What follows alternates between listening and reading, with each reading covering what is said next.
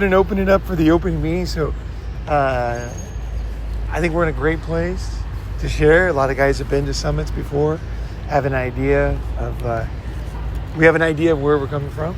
And anything you want to share, we don't have to do it the normal way. Usually everybody goes into, your full background. You're new, so people don't know you. Okay. So it's good to tell. So you guys, and some of you guys don't know each other, right? Really, right? Who knows each other? Who knows? You two know each other, right? We Pretty well, right? We talked a good bit. Yeah, we had 3 or 4. Yeah. We talked for like 3 hours, didn't we? When we first met. Oh, really? Sitting down in the foyer. When was that? When you arrived. Yesterday, the first Oh, day. you mean here on this trip? Okay, yeah. Yesterday, right? Yeah. Well, the first time we met, we talked probably 3 hours, wasn't it? Something, yeah, it was probably longer than It that. was one of those conversations where you just lose, And you lose the time. Yeah. Right. That's what. They're That's the best conversations. it's fucking the best. Yeah. And we could have kept going, but Places like this, they really bring that out of you. absolutely, man. How did Yeah. you know each other then? Have you been on the summit together? Or? Us too. Yeah, we Me and both Nicholas. met. Yeah, I met Nicholas at the Bank first summit I ever went to, probably 2-3 years ago now. Yeah, that's And we met. Wow, then. was that long ago? I was a bit angrier then. Oh, you were a totally different person. I forgot about that. I was the same person, but I had shit to Yeah, let yeah. go of, and I've let No, go. but I mean, you're the aura of you from Yes. the outside. It seems totally different. Yeah, Yeah. I feel totally different. Yeah, But I'm Yeah. who I'm meant to be. yeah. I feel like I'm very comfortable in my own skin now, almost 100%. But I get you're saying you're going through stuff you had to go through Oh, intense. to become the person that to Yes. go back to the person you are. I'm thankful for all Yeah. the shit I went through, Yeah, and it's galvanized me. It's Yeah. made me unblackmailable. it is a good beginning. Yeah, anything like this. Yeah. Yeah, So your journey. That's fucking awesome. yeah, I first came across Paul's channel, like all of us did, where it just pops up in the algorithm, and I can't remember the title that you had, but it wasn't clickbait, it was quite controversial, and I thought, what's this about? And then I started listening to it, and I was saying to Brian that what I like about you is, and what I liked about you is that you will talk about the truth between men and women and other things.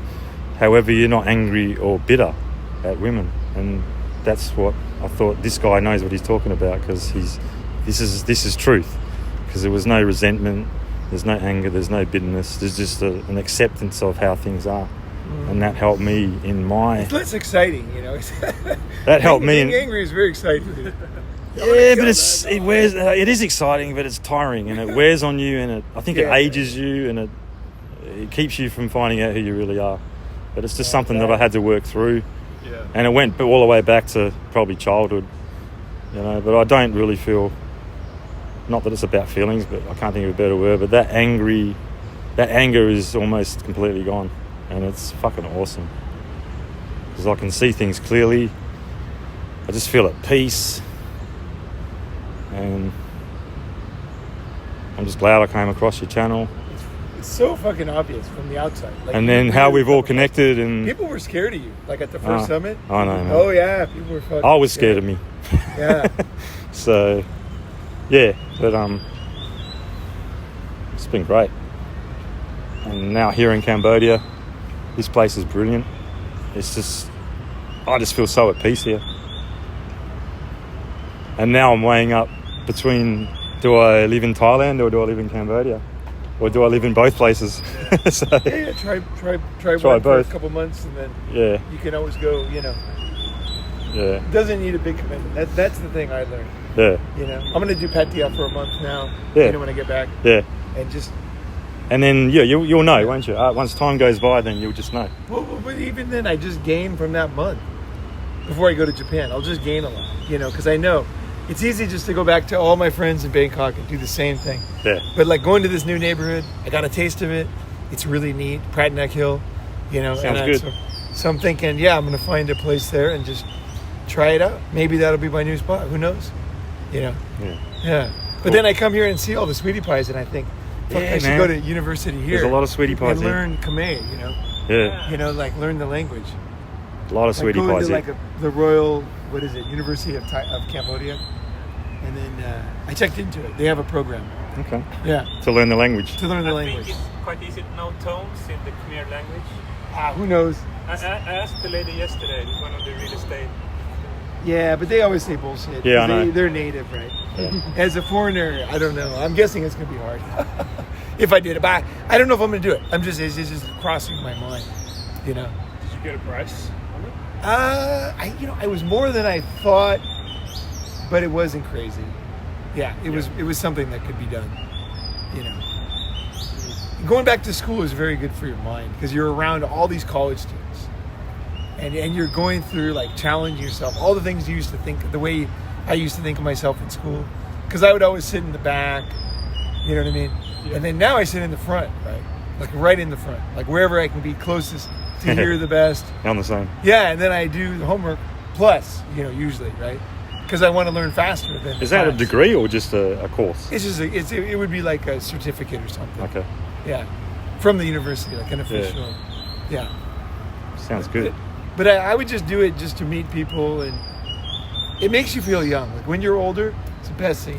I'm telling you. Yeah. It is like the best fucking thing. Come to Asia to some crazy, go to the best university you can, and just go there. Walk around the campus. They're like this. Campuses are beautiful. And you're meeting high quality locals. Yeah. So, and it's hard. So you're challenging yourself. Got me thinking. Yeah. You'll feel stupid, and it's really tough. It's a good challenge. Yeah. It's a winner.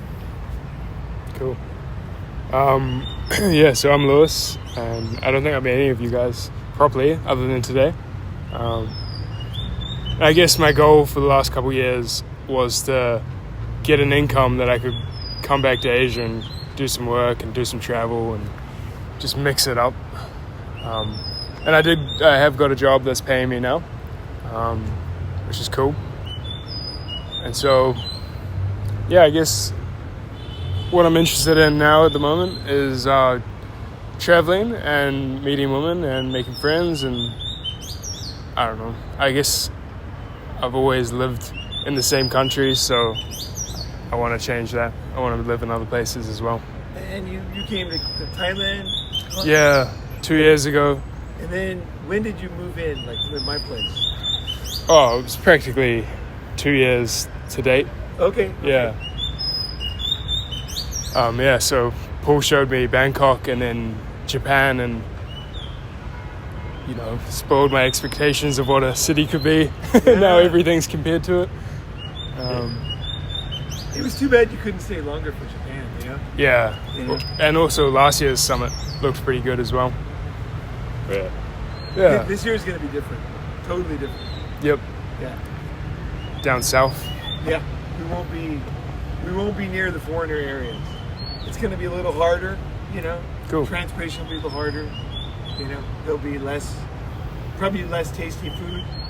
We'll be in the middle of nowhere, and then there'll be really tasty food sometimes. Yeah, From okay. the fishermen, right? Yeah. Okay, so it's not just 7-Elevens on every corner. No, it's going to be different, Yeah. And then sometime in the future, I'd like to stop working for someone else and start my own thing. But that's something I'm just sort of internalizing, because it's a big change. No one in my family's started their own business. None of my mates have, so a lot of things to learn.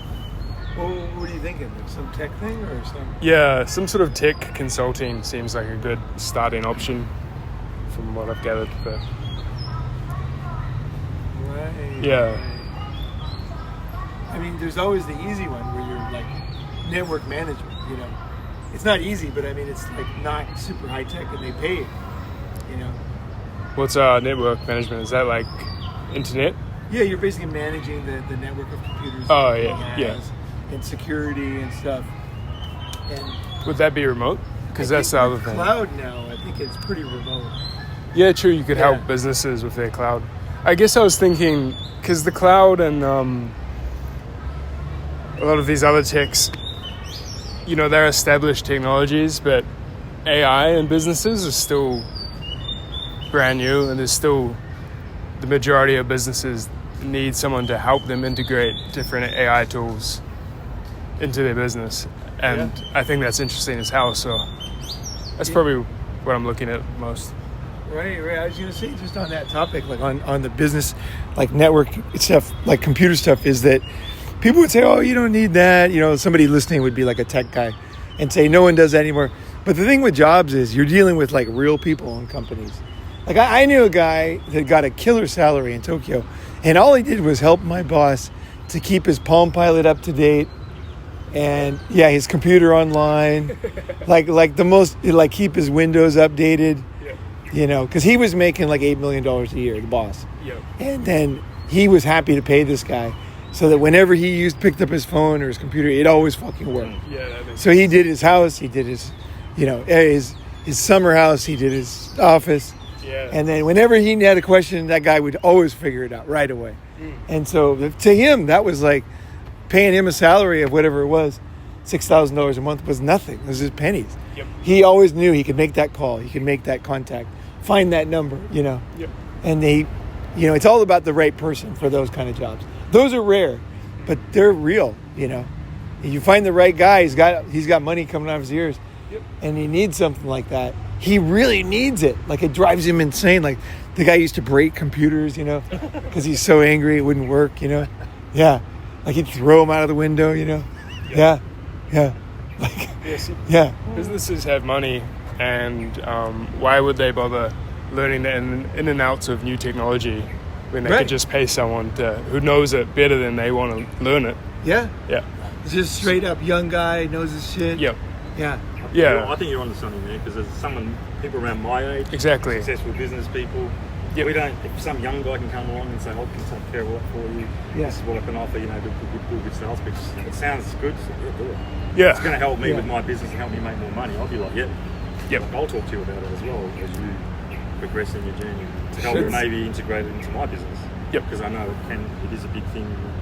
The finance industry, AI, it's going to be in every industry. Exactly. So I would be open to a service like that as well. Yeah. It's going to help me save time and make things more streamlined and make more money.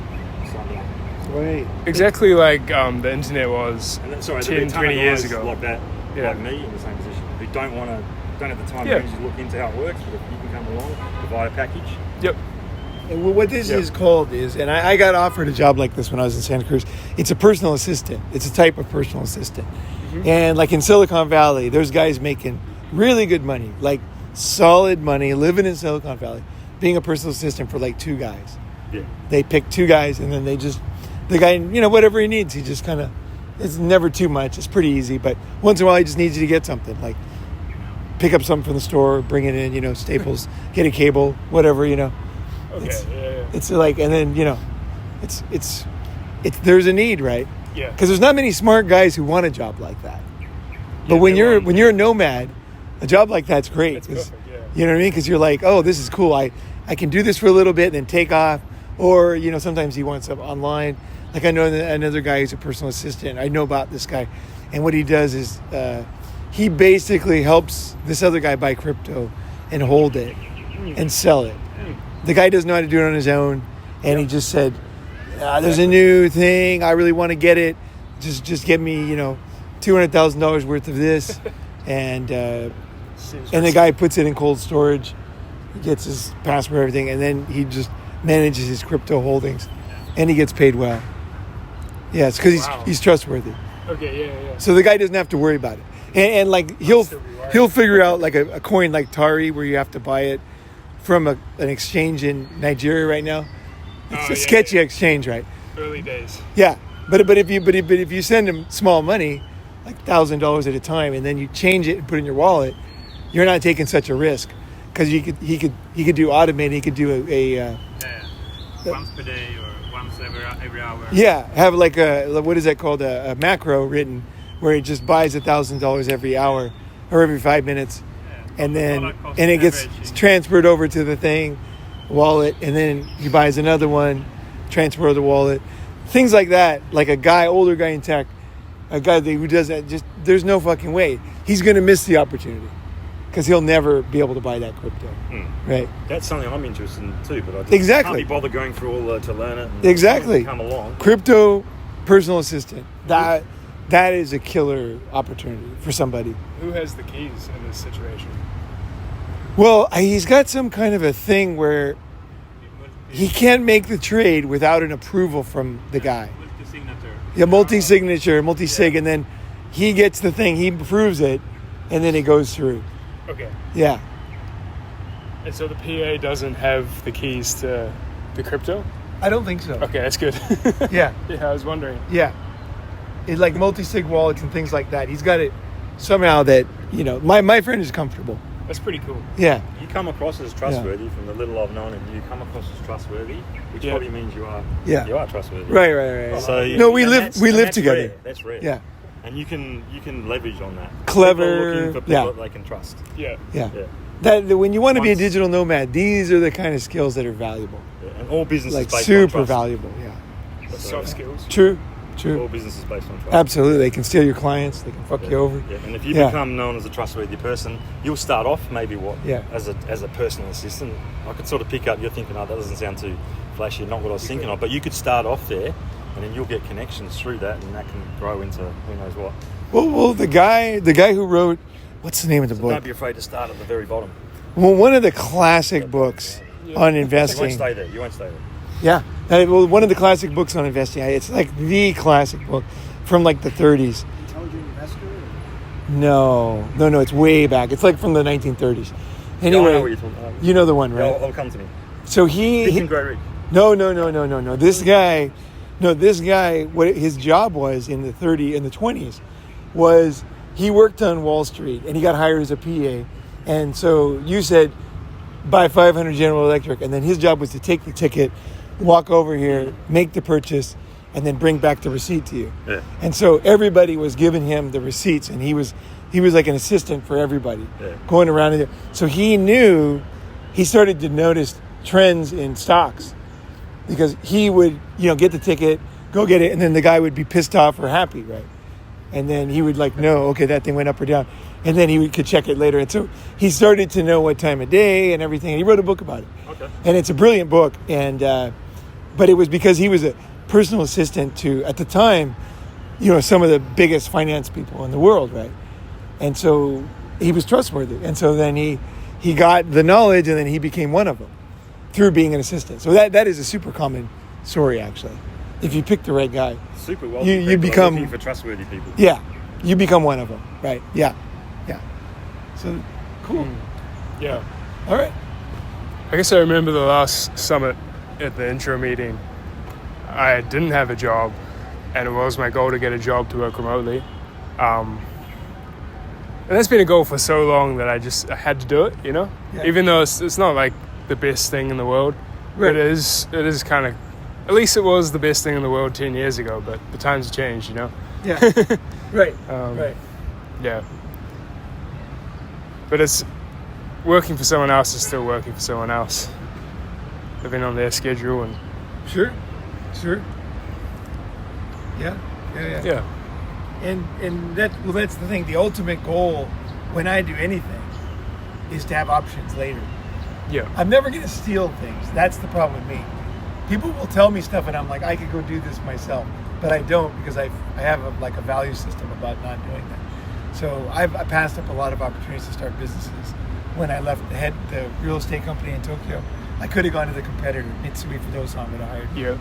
But I didn't want to he trained me, and then I go to his competitor. So it depends on how you feel about that stuff. But if you get trained by somebody, you have every right to go to a competitor. You do. Yeah. Yeah, you do. And most people do. That's how people start their careers. But I personally don't like to do that because I hate when people do it to me. I just hate it. They're telling you all their secrets, and then you go and do it. You never make them any money, and then they go to somebody else. I don't like that, so I don't do it. I never do it. But that most people are comfortable with that, and it is legit to do that. Yeah. Yeah. Generally in a contract it says a certain time frame before you're allowed to work with a competitor. So Yeah, but in my contracts in Asia, you get it. None of these contracts mean shit. Yeah. Nothing means shit here. Really? Yeah, you can just start doing it right away. Nobody's gonna do shit. Nobody's gonna be able to do Isn't shit. it quite common in China for a company, they buy something from Europe or something, and they just take it into pieces and then they just copy it. So they just buy one, but maybe they make themselves thousands later and sell, right? Yeah. It's Or even essentially- get it for free. It's essentially the same product. Yeah. Yeah, okay. Yeah. But that's different because that's like outright intellectual property theft. This is way more murky. It's way more murky. But it's something you need to think about if you're going to do a personal assistant. Where do you stand on that stuff? Yeah. You know? Where is your line? Where do you get a personal assistant job? Do you contact people Just directly? use fucking Google. Just say personal assistant jobs. Yeah. Silicon Valley, whatever, and then find some remote ones. See what's available. Yeah.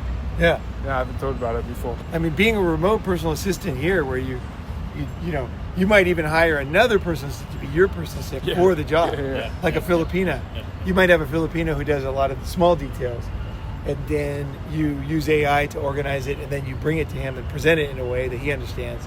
Yep. And so you're bringing value. Yep. And you're also being smart, right? So there's many ways to. That's what I would think would be the way to go these days. But search first, now that you know the word personal assistant jobs, I'm sure you'll find a ton. I've never done it, but I'm sure you'll find a ton when you look. Yeah. Yeah, what I was thinking before, because I didn't really think about personal assistants, but it was sort of finding a niche, let's say, like a real estate broker, figuring out what tools would be useful, and then just contacting real estate brokers.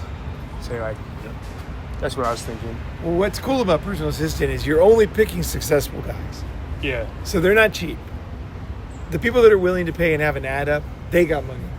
They're not cheaping out, right? Yep. If you find a normal person to try to get to be a personal, they'll never pay you. Yeah. Because their mindset is not to pay people. Yeah. Right? So you want to find it that has the right mindset. And also, too, the reason why I said it to you is because, like you said, he's got the right personality for it. Yep. Like a lot of people couldn't do that job.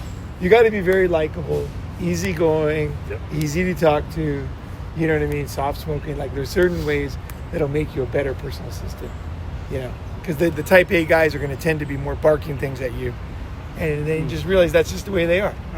And so you actually learn about type A guys. Right. It's not personal. Right. Even though it feels personal, it's not. Yeah. The type A successful guys, they bark at you because they know the way to do it.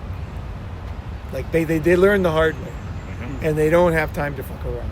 Yeah. So they'll just tell you, God damn it, don't do that. Don't think, just do this. I've already done it. And then you'll yeah, right. And then you'll do it, and then over time, you'll either realize this guy's really smart, or you might realize he's really stubborn. Like there's different kinds of people. A lot of smart people need assistance. Yeah, and smart guys are willing to pay. That's the other thing. Yeah. Yeah. Ah, interesting. Yeah. All right, guys.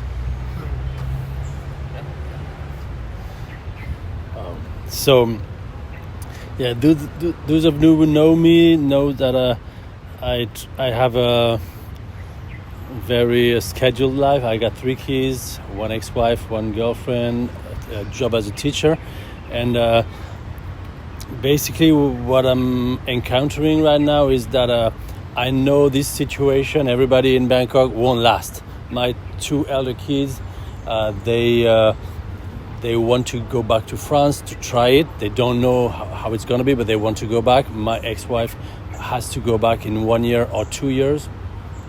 And so my thing right now is that, I have, like when you do judo, you learn all the tricks to make fall people, but you also learn how to fall yourself. So now I know there's going to be some big changes in my life, and I'm so used to, make it hold together, make things all together, so that I want to be prepared to when things are going to change a lot. Like either I go back to France to be with my elder kids, or either I stay in Asia because I got the bug now, and they live their life in France and we see each other. I mean, I could go on and on about all the options I got, but it's not the point. The point is that options are pretty important. It is, yeah. The real options are pretty The real options, yeah. So I could go into that. I could go back to France, and in that we would go back in not in a big city, probably more middle-sized city, basically where I grew up, roughly, so I'm not a fan of that. And if we do that, I have to. What resonates with me is that I have to make it taste like an adventure. I don't want to, I want to make it feel like it's still something new. It's going to be 9 years since I left France, so it's going to be very new. But sometimes when you go back to where you were born, there's unknown things that work undercover and makes you be back to the person you were. So I wanted to make it taste like it's brand new, and yeah, I really don't know how, but that's why I'm here today, like to get a little bit of Ronin spirit to make it be adventurous, creative, and I want to import things from Asia, the Asia style, the Ronin style in France, if I can do that. So that's the first option. Second option is stay with my girlfriend and my younger child in Asia. Maybe a little bit more in Thailand, but I would try to not get addicted to the salary from the French high school, because I think I'm good with that. I can do something else, probably either going to teach in Hong Kong or in another place, or maybe Wait. So the one option is to stay here, right? Yeah, stay With here. your son, right? Yeah, And then everybody else would go back to France yeah, my ex-wife and my two older kids. and My- would live with your ex-wife, yeah, your mother, right? Yeah, Okay. How old are they? 14. They will be 15 and 11 at the time. It's going to be in one year, one academic year. So it's going to be June 2026. So I still have 1 year to feel what's better. That seems like, I mean, just hearing it from the outside, Yeah, that seems like the answer. To let your ex-wife go with the take care of the kids. Yeah, in and France. stay in Asia. And then, well, then whatever, Yeah. because she also has a connection with the kids, right? Yeah. So they will be very comfortable, I'm sure. Yeah. And she's French. She's there. Yeah. She's got her friends. Yeah. She's got a network. Yeah. She doesn't need, She's got a project. She's gonna make money. She's gonna upgrade from teacher to principal. Yeah. That's wow. her plan. Yeah, and that's I discovered in the last 6 months that we became quite good friends. So that there's no tension between her and me. Yeah. So She's always been pretty cool to you with the kids here. Oh yeah, So- she was, but Yeah. now it's even more. Wow. Yeah. Does she live here or? Yeah, she lives in Bangkok. So now I'm in the kind of perfect situation. I got everybody. I'm in Asia, make money. So that's what I said. I have to learn to fall, because things gonna change. I don't know which way, but I'm not gonna be able to maintain this status quo more than 1 year. Oh, but if your older kids go back, right? Yeah. And then you stay here, why not stay at the school? What's wrong with that? It's a great job. But what happened is Really nice. there's another factor. It's a good job, Yeah. and but I have a Just to time. really understand it, right? Yeah. And it can help. Yeah, I have another time frame that is kind of interesting. Is the last summit? No, the first Bangkok summit 2 years ago. You mentioned me going on my own with teaching kids in Asia, like privately, teaching and coaching, Sure. and yeah. But you can do that slowly. Yeah, and I didn't do it because something burst into my life. The book. I was writing a book, and it took all my energy, and now I didn't do what I was wanting to do. Like slowly getting to have private clients. I still have private clients, but not that much, and it's not enough to live. So I could just go on teaching and try to build the network of a private teacher, a private coach. Online. And in Asia, like not Bangkok. Yeah. Because when you're known as a teacher in a city, it's not easy to be, the loner that does private teaching, because a teacher, basically you hate all your teachers. I mean, I'm not hated, but there's kind of an aura of you represent the institution. You put sometimes bad grades to people, so it's not easy to emerge as a freelance if you teacher at the same time. So I could emerge as a freelance in other city. They don't want to have anything that you do reflect on them. The high school, but also the parents and the kids, because they see you as somebody that cannot be cool because you're a teacher. I mean, even if you're one of the coolest teacher, you're still a teacher. You're still part of the system, so they won't hire you if you're a teacher. But if you resign and you try to do your thing, everybody will come to you. Chinese kids will take Chinese kids no could, problem. could. Yeah, Because you could teach Chinese kids French online. You could teach French expats all over Asia their kids online. Yeah, that was the idea 2 years ago. Yeah. It was very, very cool. The thing is that I didn't implement it because I went into No, but this you book. could also be one of my friends made really good money. She only worked half a year. She was Australian. She worked half a year in Tokyo, and then half a year on vacation. And then what she did was, when children were having problem as expat kids, starting to drink, missing school. That's exactly, so delinquency. Yeah. Basically consulting. So the parents are desperate. Yeah. Like the parents are vice president of Renault. They got money. Everything's that good. was the idea. Yeah, that's the idea. Yeah. And so that consulting is so easy for you because you know all the risks. Yeah, you the know third what it's like to culture be an shit, expat. and you know the yeah, kids. yeah. Like you're not just an expat. Like you know the kids. Yeah, from and being a teacher. I know the situations. I know what a divorce feels like when you're an expat. Yes. I know all this, being in the system and having drinking kids or smoking weeds. I know all that from and you the can inside. charge more for that. Yeah. And the parents, like the dad, will pay anything for this. Yeah. Because if the kids get too fucked up on this, they're going to go down a bad road. Yeah. So I know kids that went down a bad road because of this. Yeah. And it turned out really bad.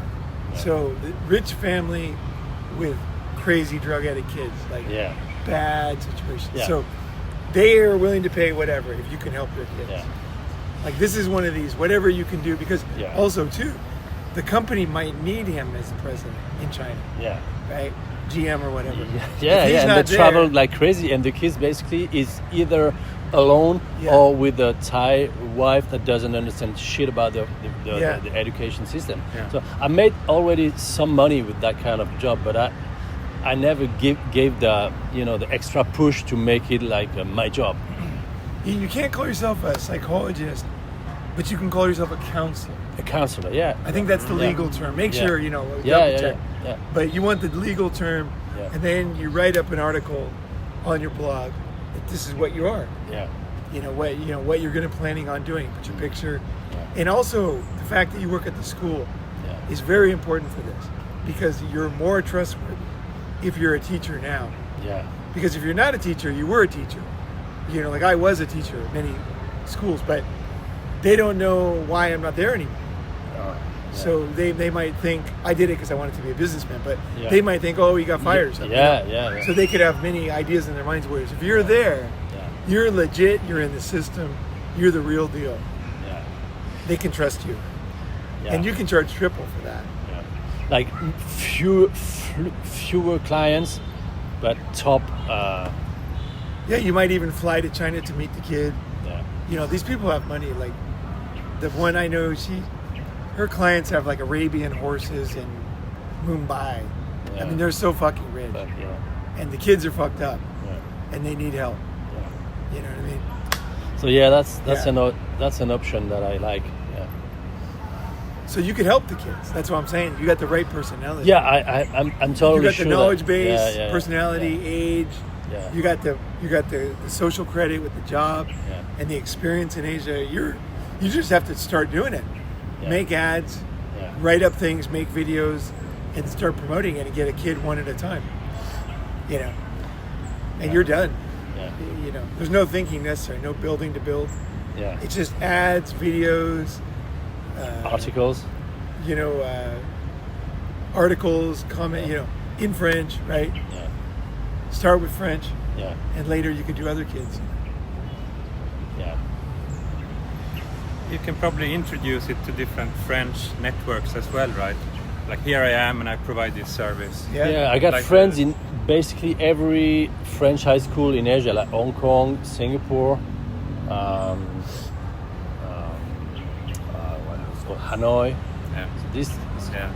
I don't The know. French community is tight too, you know. It's tight, yeah. But very it's tight. also very jealous. Like they don't like that kind of people. They don't. The French teacher, the French community, they might like or No, but not just like. tell them my job is to save lives, you know. Yeah, my job is. And then it's true. yeah, you're right. These kids, Yeah, they you could kill do it. themselves. They do all kinds of crazy Yeah, shit. I know. Yeah. Yeah, they shoot up drugs. They like get involved with the worst people Yeah, like because they're very they're drifting. They're lost.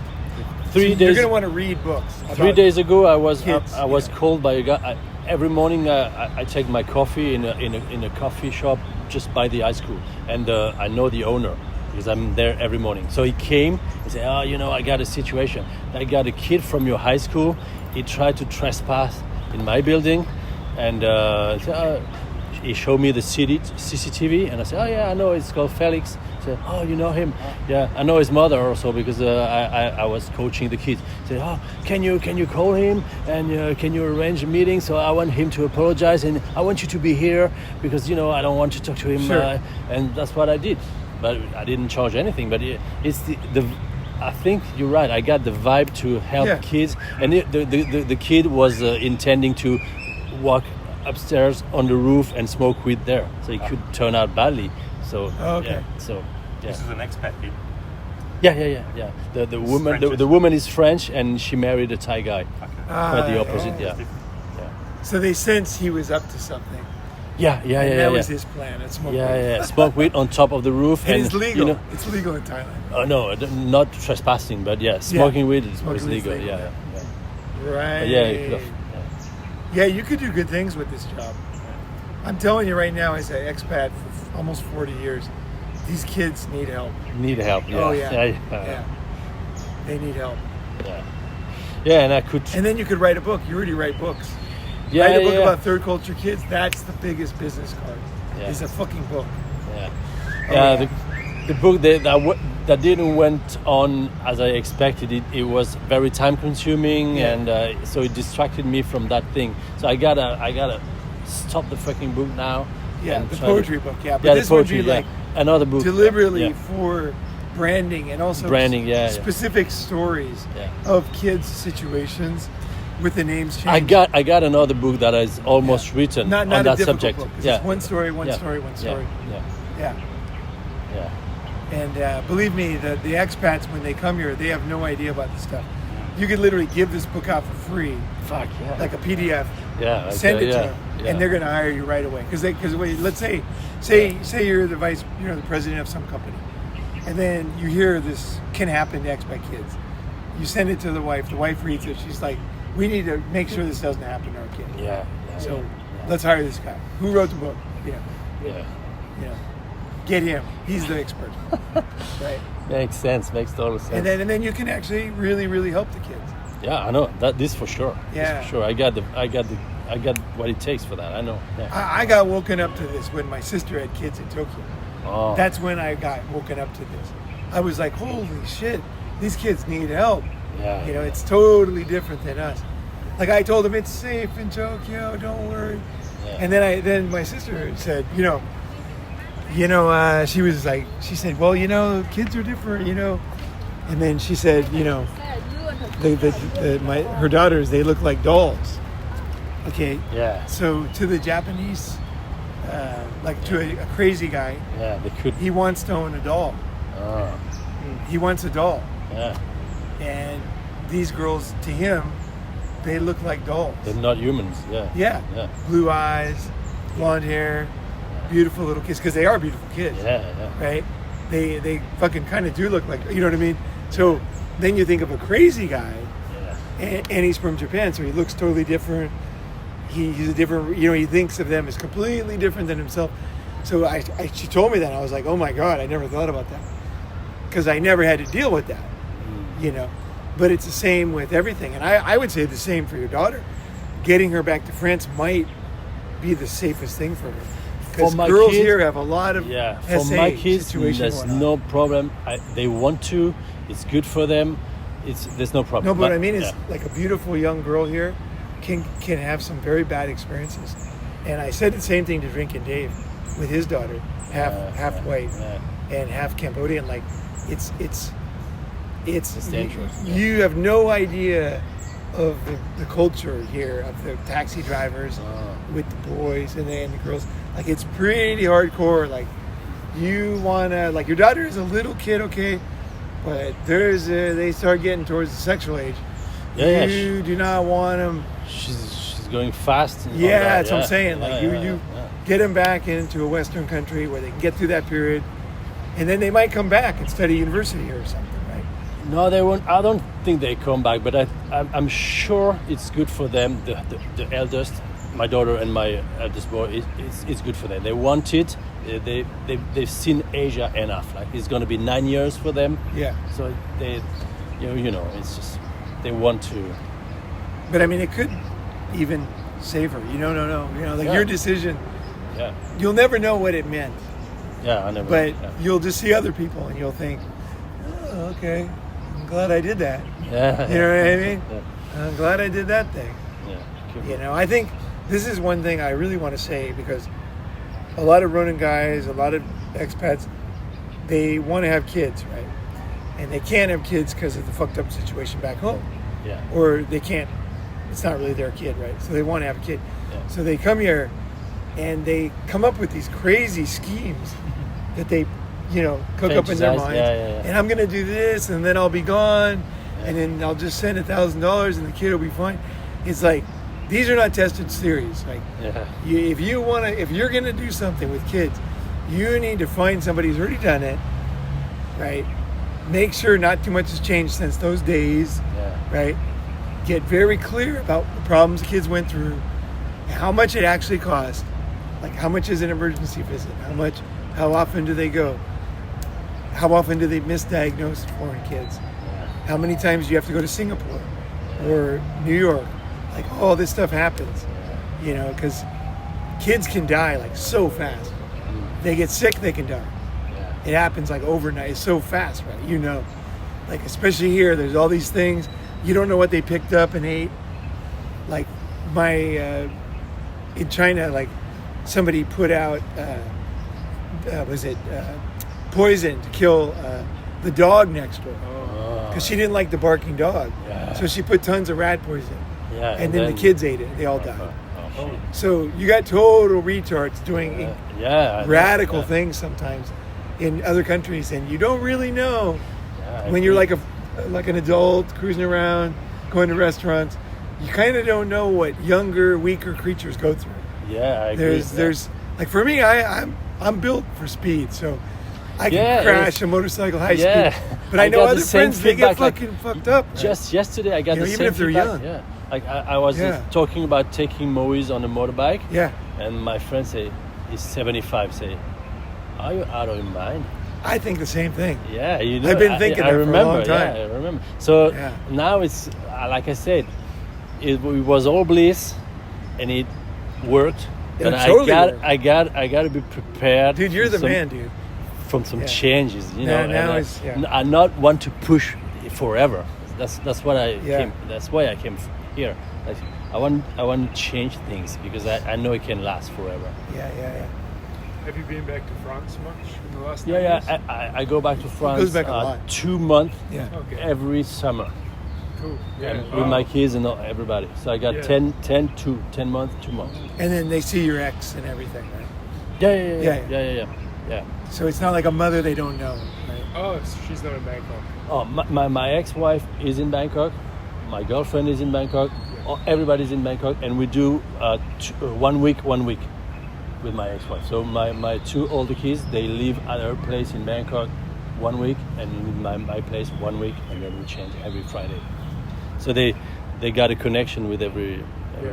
Yeah. I'll just give you one other thing, like an idea, like for kids, and this is not just for you as wanting to help them. For any of the Ronin guys thinking about having kids, like there's so many things you could never imagine. I could never imagine. It's taken me like literally 40 years of watching kids to realize a lot of these things. But like one simple thing that you would never think of, but it's a pretty big problem. So you might not think you're rich, but you're pretty darn rich compared to a lot of people in Thailand. Even though you don't really think about it, and there's a lot of rich Thais, and don't get me wrong, there's Thais that are way richer than you, and they fucking like think you're a worm or something, right? But there's a lot of other people who are not, right? So when you have children, let's just say the expat thing aside, let's just talk class, okay? You are high class. Okay, you dress well, you work in a very, very nice place, you know, you get treated well, you go to nice restaurants. You are insanely rich to some people. Now you can handle it because you're an adult. And when you were little, you probably weren't rich. So you probably never had to really deal with this. Here's the thing. When that little kid, whoever it is, goes and plays with those kids down there, those kids, whether it's true or not, they think that kid is rich as shit. Okay, so you deal with the same kind of thing having kids here. See that little kid down there, like no money, right? Just cruising around. There's poverty here. That's a pretty rich kid, but there's poverty everywhere here, right? So you need to find out about, not just about expat stuff, but about class stuff. So here's the problem with my friends' kids. So they go out and their friends say, oh, let's get some gum or candy. But they know their parents are not going to give money for that. There's only one kid in the group they know their parents going to give money, and that's my friend. So then the kid comes home, I want to get candy, and the dad's like, yeah, whatever, yeah, here you go. So then he did that for years.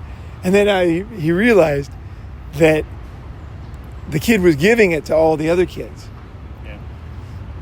So the kid was being used, so the kids were being fake friends with them to get candy and pressuring the kid to get specific things, whatever it is that they wanted. And the kid was now being manipulated and then manipulating the father, my friend, and then going back and then giving it. This is the same type of social issues that rock stars kill themselves over. They kill themselves because nobody cares. Like everybody just wants something.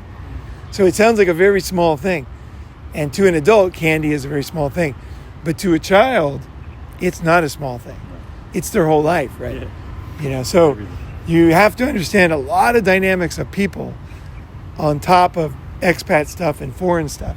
Because these are the things the kids deal with. And I saw it and I was like, holy shit, I didn't know about that one. I was like, fuck, that's pretty serious. You got to really talk to the kid as if you're Bill Gates, you know. You got to say, well, you know, some people don't have what we have, you know. And I wanted to know if you're eating every piece of gum, because I could tell he wasn't taking it seriously. He's like, did you eat that? And then the kid's like, oh yeah, I ate it all. But I'm thinking, there's no fucking way he could have eaten it all. It was already too late because he didn't hire you fast enough, right? So you gotta be able to head these things off. Like you're in the house looking around and you're gonna be able to spot every little thing. Maybe the maid will be the weak link. Like sometimes the maid's a weak link. So you're trying to... Yeah, I experienced that with Sure. my daughter. She was Giving candy to the kid? No, my maid was not, but she was friend with another maid. She was a Filipino. Yeah. And every afternoon, my daughter, she was 3, she would go to the neighbor because there was a girl her age, and the nanny was the friend of my nanny. So the other nanny, like every hour, she was giving candy to my daughter. Right. So I said, fuck, stop that. That's exactly what And I said to my nanny, don't do that. You say to her, you don't. And I never could do that. She would not give. So next thing you know, she was addicted to sugar. I was just so pissed. It took 1 year. Yeah. That's what I was. That's exactly what I was talking about. So you're trying to raise a kid to be healthy, and then there's so many weak links. And the other nanny doesn't really understand. Yeah. Like, you have people that are just totally not educated. Like, to them, like, candy is love. Like, of course I love the kids. I'm gonna give the kids love. What are you talking about? Yeah. Like, why am I not gonna love the kids? You know. Like, so it's like you're like, wait, I'm never gonna be able to change this person's total viewpoint on life, and how the fuck do I protect the kid from this kind of thing, right? Yeah. That's a serious thing, because kids eat candy and then they get all angry and crazy, and they don't want to go to sleep at night. This is the shit you deal with, right? And it's like, where did the fucking candy come from? And they don't want to tell you. Not just because they want to be mean, because they like the other maid. Yeah, and they like the other girl. They like the girl, the daughter, right? And also, too, there's a different connection the kids have if they're bilingual with them than you. Because you're speaking French, they're speaking Japanese, Korean, Chinese, whatever country you're in. And so the kids yearn for real things. And in a way, we're kind of all fake to the kids, because we're not movers and shakers in Asia. We're not really part of the culture. I mean, we are when there's a place for us, but to the kids' point of view, they see more truth. And we're really nothing. It's so true. Yeah. It doesn't matter how rich you are. You could literally be super fucking rich. You're still nothing. So true what you say. You're a dinosaur who's clueless, who can't even read his tax form. And you know what I mean? Can't even fill out the fucking electric bill, right? So the kids, if you raise them here, they will see you different. And I don't want to scare people, but I just want to tell you the truth, so that you can start to think about these serious issues if you're going to have kids here or somewhere. You just have to really think about, am I capable of handling all this shit? Because this is what's going to happen. And they're going to play doctor, and the next door kid's going to show his penis when they're 5 years old. What do I do? Because now exactly. This is what happens here. No, believe me, I know. I could do the counseling myself. Like, no problem. And then what do you fucking say? Like, and then say, oh, okay. And part of it is because the kid looks different. So that sparks a different... So you can ask Thais all you want how kids are here, and they don't really know either. You're dealing in such a murky, complicated realm when you have foreign kids here, that you really got to be smart as fuck and on your game, and you can be a great father here, because obviously the kids gain a lot from being international. You know, there is benefit, but you better make sure that they have a home, right? You bring them to France every year. That's probably the best thing you ever did for them, because now they have a home. Other parents never do that. And the kids, when they graduate from high school, the parents are like, he's international. And the kids take the rope because they don't have a home. They can't get a visa to come back here because they're not working, right? They can just visit. And every time they come back, it's changed. Everything's changed. Asia. Friends are gone. And then they go to America, and they don't know anything about that. Like, they never lived there. All they did was watch movies. They might like America or hate America, but none of those helps them to live there. And then people see them as American. And I know a little bit about this. Just, I look American, seem American, but I'm not American anymore. Like, I don't have any of the viewpoints people have back home. You know, I'm glad I went home and tried to study them and understand Americans a little bit. But, like, really, I've been gone so long, most of my life, right? So, you know, I don't really know, you know, and depending on the situation, I'll pretend like I do, or whatever's expedient at the moment, because people will never understand me. Because you become a very complex person, basically. And your kids are very complex. And that's very good, but it's also, you know, people will not understand you. That's what we want. You know. And it wasn't by choice. Like, Madonna, let me just say, Madonna tried to go overseas and talk in a British accent and be different, right? I was the opposite. I wanted to hold on, you know, be the California guy, you know, and never change, you know, surfer. But, you know, I realized I couldn't hold on to it anymore. It's like it just fell through my fingers. I realized it wasn't even real, whoever I was, you know. It was just a construct I made up.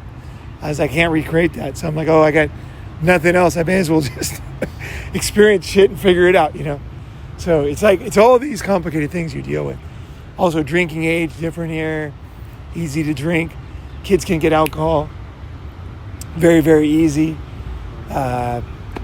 Sex business, the way they see their father, business, that's fucking different, man.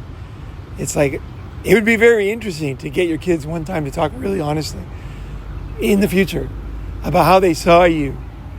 If you can get them to be that honest or that wide-minded. He did already. Like, what did he say?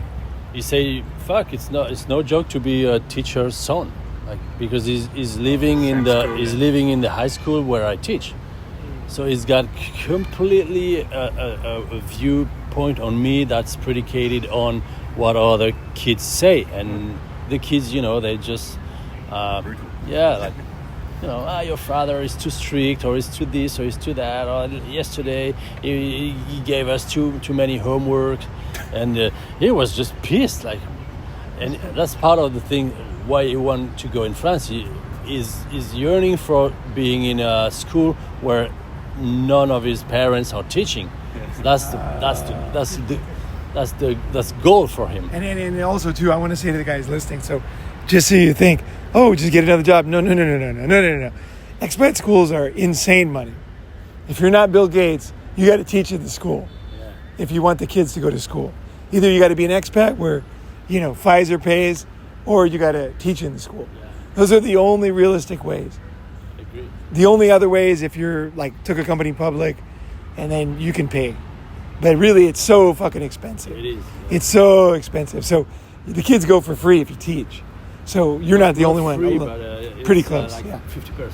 Yeah, it's like, and they cover a lot of stuff. You get a lot of benefits. Like, it's a lot of schools is free. In China, it was free. Yeah. The American school, insanely expensive. Yeah. My friend taught there, Australian. Both her kids went for free. Yeah. But they had to deal with her mother was their teacher in elementary school. Yeah. And then she taught all the way up. Oh, yeah. So they always had to have the mother in the school, right? And it worked out, you know what I mean? But it's something else that you wouldn't deal with, because back home you could switch jobs, right? Get another school. Here, there's no way. If you're going to switch jobs, you're taking the kid. And there's no other good school, too. There's no other good French school, right? So this is it, right? This is fucking it. So these are all related. It seems like a spider where it's his story, but it's actually, he's describing your story if you stay here, in a way. That's what's so important about this. He's telling you the real complicated things that everybody kind of has to either decide to do or not to do, or because I thought about it too. I thought I could be a teacher, right? I taught before, get a job, but then I'm dealing with all this stuff. I wasn't going to do it for kids, but it's like the whole expat school thing. I could go on about that, but that's a whole nother thing. The expat school thing is interesting, but yeah. Okay, cool. I'm good. Yeah. Awesome. You did? Yeah. I can go. Because this is recorded and will be released on your channel, right? So I will not become too personal, too vulnerable, right? So nobody really figures out who you are. It never happens. And I'll tell you something. I share vulnerable, right? What negatives do I have? You guys come out. So when you share, I'm here to teach you how it works. If you share vulnerably, you're more likely to make good friends. I'll tell you that right now. Yeah. The more fake you are in life, yeah. Especially if you have a microphone, the more fake you are, the more lonely you'll be. Because you'll draw people towards you either way. Yeah. Okay. So my life was thinking you're this other person, or who you are, right? Yeah. So I'm quite new to the channel. So I basically reached out to a friend 3 months ago and said, "Hey, do you have any podcast or YouTube channel for me?" And I sent my favorites to him, and he sent. Who's this guy? He has sent this one. His name is Will. Oh, okay. And he met you at an airport somewhere, and he just started listening to your channel after meeting you in person. Oh wow, I forgot about that. And then he sent me this channel 3 months ago, right? So start looking into it. Oh, it's quite long episodes, but yeah, I kind of start one, and when I go to sleep, and I kind of maybe some of them is interesting, so I kind of really listen. Sometimes I just fall asleep, right? So yeah.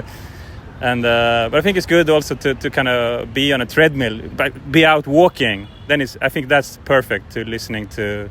But then you don't see the video. You just unless you go and look at your phone, kind of. Yeah. Yeah, so about vulnerability, right? I grew up and my father passed away when I was 8, and my mother didn't teach me anything about handle emotions. So I kind of just repressed emotions, and I thought like, oh, I have to show the world that I am someone, even I don't have a father. So I kind of put a lot of pressure on myself to be like good results in school, and I kind of fled into like video games, computers at the age of 8, right? So I kind of become very skilled at computers. Have a Master of Science degree in computer science and computer engineering, and also studied a bit psychology. So I have like a minor in psychology. I'm very interested in like behavior psychology, how to change behavior, how to build like morning routines, how to kind of build in new things in your life. But now I reached a point more like where, oh, I have emotions. I need to face those. I need to face like the dark things in me, like fear, whatever. And I kind of looking into, I've been single now for 1.5 years, and I kind of looking into, what do I really want? Do I want a child? Do I want a long-term relationship? What will be my setup in like when it comes to relationships? So I have a lot of freedom. I can be where I want to be. I could book a flight to wherever I want to go, like tomorrow if I wanted to. But I find community very important. Community, being around people. Like they say, you are the product of the 5 people you hang out most with. So I don't actively choose so much, but of course it's good to choose like good people to be inspired of. Like, but I have a little bit tricky situation in Thailand. Like I have an ex-girlfriend living in the same village, so I kind of maybe need to break out of that. Maybe stay in Jomtien instead, and go back. I will go back to Europe soon, and let's see. I don't know how long I will stay there. So, but yeah, it's good to be here and learn, getting new perspectives. I'm very grateful that I went. I kind of have a bit avoidant in me. Oh, Avoidant. Okay. Yeah. So I kind of. I was scared of going to this summit. Like, I don't know any of you guys. Who are they? How will it be? Just a lot of like problems in the mind, Yeah. And I'm glad I went. Yeah. Hey, we all have that. I was scared of coming to Cambodia. Like, if it wasn't for Dave, I don't know if I would have come here. You know what I mean? Dave made it so easy. He picked me up at the airport. So yeah, we all have these things, that stop us from little things. We find ways to get over them. Right? A friend can help a lot. A reason, like a summit. Hey, I'm going to go. Now I got a reason. Because otherwise you're like, why am I going to go? I don't know anybody there. Who am I going to talk to? Where am I going to stay? Where's the best place? So it's like a reason, right? Yeah. Oh, that's interesting. Thanks for sharing that. The way you described it. Yeah, that was cool. Very, very refreshing. Okay, cool. This is Brian. I've been to one summit before in Vegas last year. I'm 35. I'm not quite sure what I'm going to do from here on out. I spent most of my life working, multiple jobs at one time. I was really into saving as much as I possibly could. And so I put myself into a position where I don't really need to work. So I'm wondering, what would I do with the rest of my life at this point? And I'm not quite sure. I thought to come to the Vegas one because I thought, at the time I was in the Marine Corps Reserve, and the contract would be up in this February, which it did expire, and I decided not to stay in. And I thought, this is something similar. There's the camaraderie. Without all the, with the Marine Corps, you have the camaraderie, but you always have to deal with, is this person shaven? Is this person uniform is perfect? You just have to think about a bunch of stuff that just gets in the way, and it's cumbersome for, getting along with each other. I've been outside of the country a couple of times over 10 years ago. So Ronin kept saying about Cambodia and how it's like Thailand used to be. And he kept bringing it up. And I'm like, you know what, I'm going to go. And enjoyed the experience so far. That's all I can really think of. And you could, theoretically, this could be it. You could end up staying here, like in Asia. This could be it. Yeah, when I think about that, first... Because you're in a position where you could do that. Yeah, the only thing, when you say that, it brings up the objection in me is that, like, I've been spending time at my sister's house with my nephew. He's going to be 5 here, on the 14th of this month. And there's a good high probability that I'm not going to have kids in my life. So I try to, any kids that I'm around, trying to be a father to them in a way, so that way I can have that experience. And if a kid has multiple fathers that are healthy for them, I think that's better than none for some kids. So like he's doing t-ball, and I noticed with him he's got just too much of he likes to dress up and like act. So when he's doing this, he's like running the bases, and then before he gets to home, he's falling onto the ground and stuff. And so I took him outside and I set up all the little bases, and I would get him to run to first base, and then I would get him to look back at home plate and say, hey, do you see the kid there at home plate? He's going to hit the ball. Yeah. When he hits the ball, what do? Run to second base. And then I do the same thing. Now there's a guy on home base until he goes all the way around, and I keep going over with him. When you run from third to home, you go and you touch that plate. We're not playing around. The way this game works is you got to touch that plate. So just experiences like that. And then also my sister and her husband are working all the time. So, and they like a lot of people, they buy a lot of toys and stuff. So this kid just has like mounds of toys everywhere. So I work with him when he's done playing with toys to clean up after himself, put them away as best as I can. I've even with him, I usually don't buy anything for him, but he said he wanted this one toy. I said, okay, if you get rid of 3 of your toys, I'll buy this one for you. So little things like that.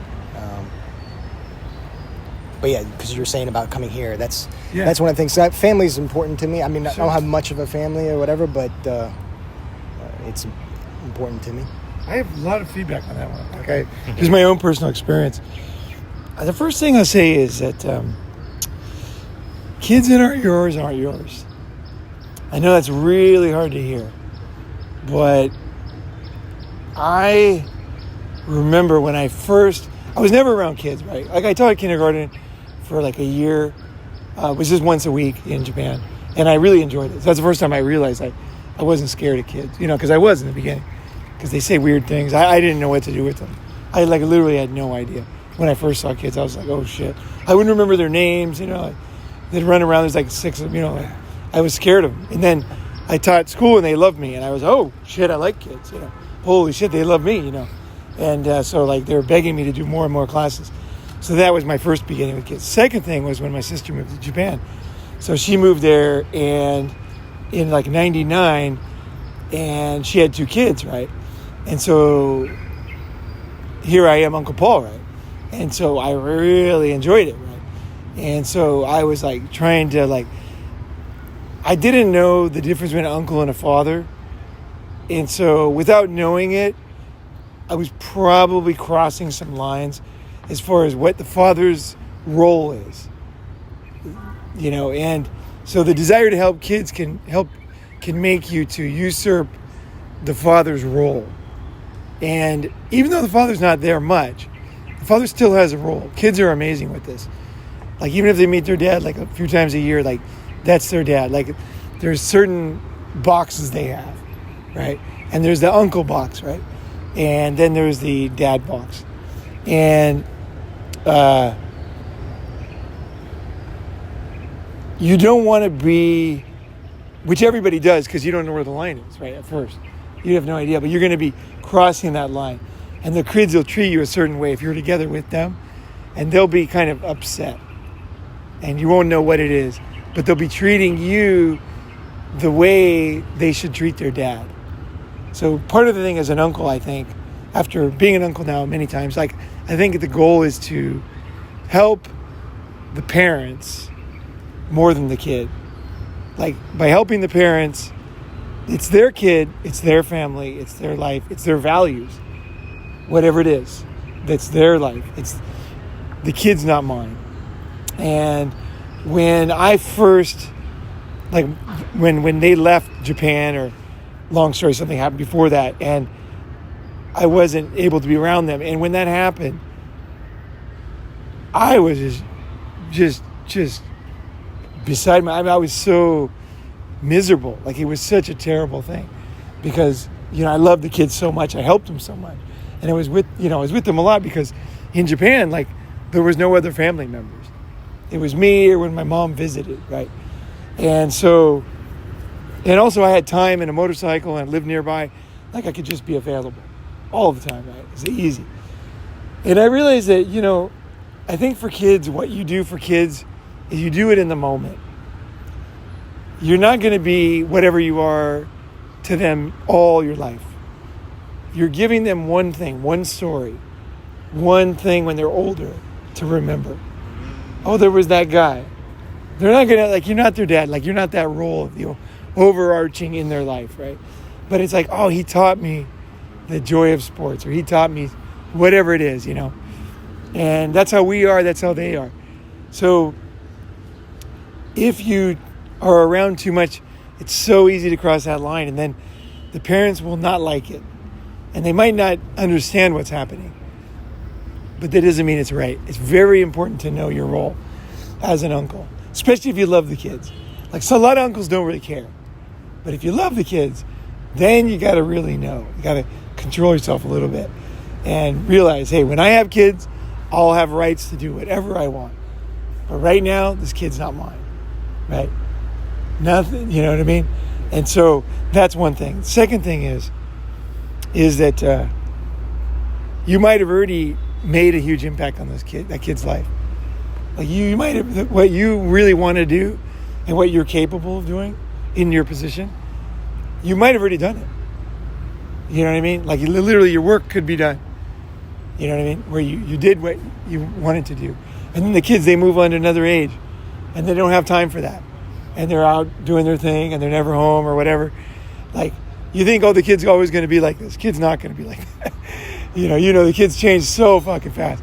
And the uncle situation is based on a lot of weird circumstances and coincidences. They can be very, very good. But then it's just gone. And it's not continuous. No, it's not continuous. Yeah. You remember the girl, my niece that came, we went to Watsakhet together. Yeah. So she was my girlfriend's favorite niece when she was a kid. And she did a bunch of things together. And then all of a sudden, my girlfriend, she sent for a gift, kind of a skirt. And she said, oh, that was a mistake. I totally lost contact with her. I didn't see that coming because I was away, and she could spot that she was experiencing as a auntie, a black hole. And then years after, she was an adolescent, the niece, and she said, I don't like hot country. I like the cold. She was living in the Alps.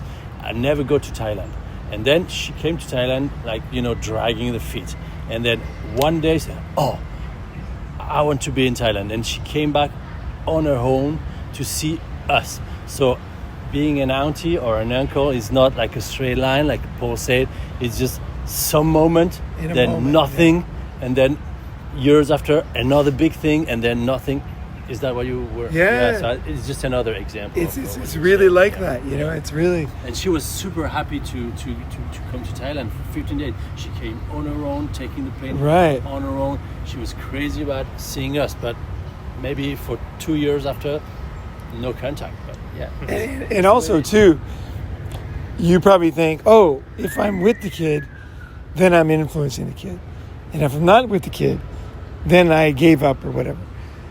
I can tell you this, that a lot of kids that I didn't know in my extended family, like in Minnesota and stuff, they knew I was in Asia, right? They had heard about it. And then I was on this TV show, so it was a big TV show. So it was all over the place. So they were like, oh, that's Uncle Paul. And then the parents were like, what the fuck? And then I heard about it. I'm like, no way, I didn't even know the show was going to be there.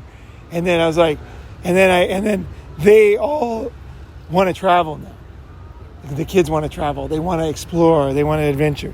So I influence them more by not being there all the time.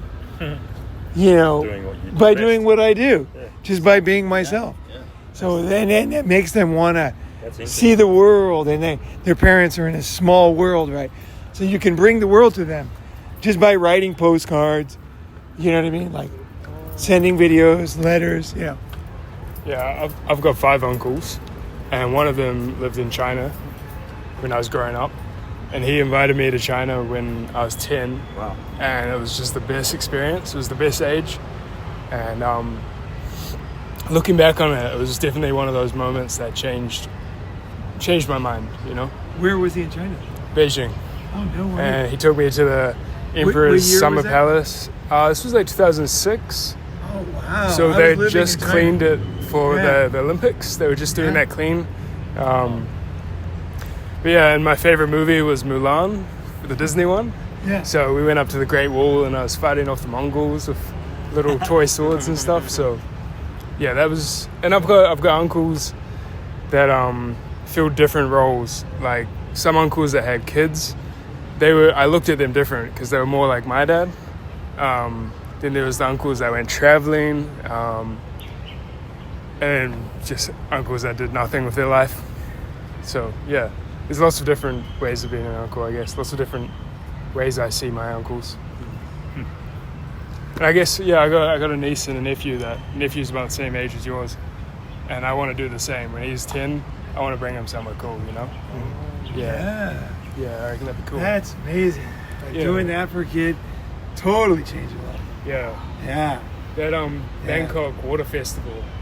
Oh, That seems like a cool thing for like them any time now. pretty darn fun. Yeah. Yeah. Yeah, you bring up a good point. And as you were talking, I was thinking about he's about to go into school, so he's going to be facing the same problems basically for a year, and then move up to the next one. So really, if I come for a period of time and I notice things that would have accumulated throughout the year, I can interact with them about those things. And I already noticed, the less time you're with them, the more influential you become, because you're more scarce. So they just are more attracted to you at that time. Right. If I stay for a week, towards the end, he's just not as engaged with me or whatever. So I mean, I noticed that. It's good feedback. And you can be a serious motivation for this kid. I had no idea that the kid in Minnesota who was really thinking about everything I was doing. I didn't even know his name. Like I knew that because there's a lot of people in Minnesota, and my parents they grew up in this poor place, right? So they're kind of like ties. They have uncles that aren't uncles. Those kind of communities where you don't know who's really in the family. It's like my brother, and then it's not. It's like wait, your brother I met. I thought you had one brother. Oh yeah, he's my brother too. It's like, what do you mean he's my brother too? That's how they are. So there was all these people that, I found out later, a lot of them weren't even related, and I thought they were our blood relatives. Mm-hmm. You know what I mean? But they were looking up to me, so they were wanting to travel and study abroad and stuff, because I'm the only one in the family that really got out there, right, and did what they wanted to do. So and also too, there's kids over here too. There's awesome kids next door, and you have more access here. Like here, people are more likely to you go to the park, and you can do whatever you want. You play with kids. You can. A lot of the Chinese will walk by and try to get you to speak English to their kid. Yes. They want you to learn. They want a free English lesson. Which is fine, right? it's awesome. It's nice. It's you're more like here in Asia, a single man, is more seen like a single man was a long time ago. A valuable, intelligent leader, part of the community, especially if you're looking good. You know what I mean? You got short hair. You got your shit together. And then they're very happy the kid is learning some international shit or whatever. And so you have more interactions here than you do. Yeah. They bring them in. Yeah, come over here and say hi. Whereas back home, it's besides that one kid, you're fucking iced. Yeah. You sit in the park, they call the fucking police. Oh yeah. Yeah. And meanwhile, you're just fucking eating lunch. Right? Yeah, here you're much more treated as a normal, valuable human, as a man, and that really helps, especially if you're good with kids. Like if you make the kids happy. Like when I went to drink at Dave's house, his kids were much better mannered when I was there. So they're like, stay as long as you want. Kids are going to sleep at the right time, and he's getting his homework done, and he won the speech contest. I coached him, It was a respect thing, like, maybe. They wanted to like impress you. Yeah, they were like, stay as show that they're good kids. long as you want. I'm like, you're kidding. They're like, no, we're serious. So, things will happen here that won't happen with other people. So you will have that part of your life will happen, And I think that's pretty cool. Like I go home and, like, it's just like you're always seen as this weirdo because you're, that song. What is that song? Creep. Creep. You know what I mean? Creep. Yeah. It's like, yeah, that's a great song, right? Nirvana. Yeah, it is. And that's how people see single men back home. And you just, you're just not seen as that automatically here. It's true. Yeah. I personally don't want to be. I'm not a creep, and I don't want to be seen as a creep, especially by some idiot I don't even know. Yeah. Like I don't want them to think I'm a great guy either. That's why I quit being a professor. Like I don't want automatic respect. I don't want some fake respect, Yeah. And I don't want to be seen as a fucking creep. I'm not either one. I'm just myself. Like, here I am, take it or leave it, right? So, I think you get more of that here, and it heals you too. And who knows? Like you say, you bring the kid over here, bring the parents over here, it'll change their lives. Sometimes you have to save money to buy the ticket. It's still on. Yeah. Sometimes you have to get a way to get them to come. Think of some reason. Sneaky. Yep. Water festival. Yeah, water festival. If I relocate, I'll bring my kids to that for sure. Yeah. What's that? When I relocate, I'll bring my kids to the water festival. Yeah, you got to know exactly where to go and just power pack. I know where to go. Sure. Just power pack. You got to be right I'll there. give it a trial run myself and then work out what's Yeah. going on. Yeah. It's super fun. You can do it for 3 weeks at different places because it goes all over Thailand, different dates. Yeah, I see it on social media. And there's like Songkram, like places for kids too. Yeah. There's like little parks where it's just kids doing Songkram. Oh, cool. And that's pretty, like a dog park. Yeah. There's like a dog park for kids. A bit safer. Yeah. That's what I've been worried about. Yeah. Because like my sister, when we went to China back in the day, she was 7, and platinum blonde little doll girl, and so everyone was a bit worried about her. Right. Safety. On vacation, I'm sure she's fine, Yeah. But they definitely get treated differently, They get treated differently. Yeah. Everyone wanted to take photos with her. I remember my niece when she left Japan, she was in California and she just left, and then there was a Japanese person there, and she came up and she said, "Kawaii," cute, right? Most kids love being called cute. She was just sour face and left. She did not want to ever talk to that person again, and she had been called kawaii so much, she just hated it. She hated that label. Kawaii, it's like kids go through stuff. They're a cauldron of feelings and emotions and complicated things, right? What's kawaii? Kawaii is cute. Okay. So usually kids love that, especially girls. Yeah. Kawaii is the We're best gonna hear thing. it all the time, all day, every day. Yeah. So. Yeah, but Another one. If you're like a blonde girl in Japan, born there, and you're called kawaii since you're like coming out of the womb, it's like, man, I will never call her kawaii, that's for sure. Because I know that's the way to turn her off big time, Maybe when she's 80, she'll like it. You know what I mean? She might come around, All right, guys. Well, thanks for sharing, everybody. And let's get some food. Cheers. Yeah.